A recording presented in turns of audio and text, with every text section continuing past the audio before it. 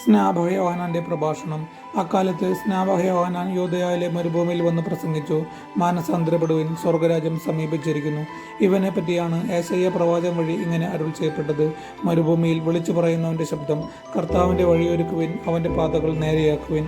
യോഹന്നാൻ ഒട്ടകരോമം കൊണ്ടുള്ള വസ്ത്രവും അരയിൽ തോൽവാറും ധരിച്ചിരുന്നു. വെട്ടുകിളിയും കാട്ടുതേനുമായിരുന്നു അവന്റെ ഭക്ഷണം.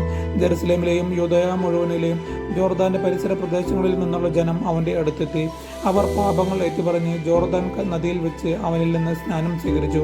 അനേകം ഫരിസായരും സദുക്കാരും സ്നാനമേൽക്കാൻ വരുന്നത് കണ്ട് യോഹന്നാൻ അവരോട് പറഞ്ഞു, അണലി സന്തതികളെ, ആസന്നമായ ക്രോധത്തിൽ നിന്ന് ഓടിയകലാൻ നിങ്ങൾക്ക് മുന്നറിയിപ്പ് നൽകിയതാരാണ്? മാനസാന്തരത്തിന് യോജിച്ച ഫലം പുറപ്പെടുവിക്കുവിൻ. ഞങ്ങൾക്ക് പിതാവായി അബ്രാഹം ഉണ്ട് എന്ന് പറഞ്ഞ് അഭിമാനിക്കേണ്ട. ഈ കല്ലുകളിൽ നിന്ന് അബ്രാഹത്തിന് സന്താനങ്ങളെ പുറപ്പെടുവിക്കുവാൻ ദൈവത്തിന് കഴിയുമെന്ന് ഞാൻ നിങ്ങളോട് പറയുന്നു. വൃക്ഷങ്ങളുടെ വേരിന് കോടാലി വെച്ച് കഴിഞ്ഞു. നല്ല ഫലം കാക്കാത്ത വൃക്ഷങ്ങളെല്ലാം വെട്ടി തീയിലെറിയും. മാനസാന്തരത്തിനായി ഞാൻ ജലം കൊണ്ട് നിങ്ങളെ സ്നാനപ്പെടുത്തി. എൻ്റെ പിന്നാലെ വരുന്നവൻ എന്നേക്കാൾ ശക്തൻ. അവൻ്റെ ചെരുപ്പ് വഹിക്കാൻ പോലും ഞാൻ യോഗ്യനല്ല. അവൻ പരിശുദ്ധാത്മാവിനാലും അഗ്നിയാലും നിങ്ങളെ സ്നാനപ്പെടുത്തും. വീശുമുറം അവൻ്റെ കയ്യിലുണ്ട്. അവൻ കളം വെടിപ്പാക്കി ഗോതമ്പ് അറപ്പുരയിൽ ശേഖരിക്കും. അതിര് കെടാത്ത തീയിൽ കത്തിച്ചു കളയുകയും ചെയ്യും.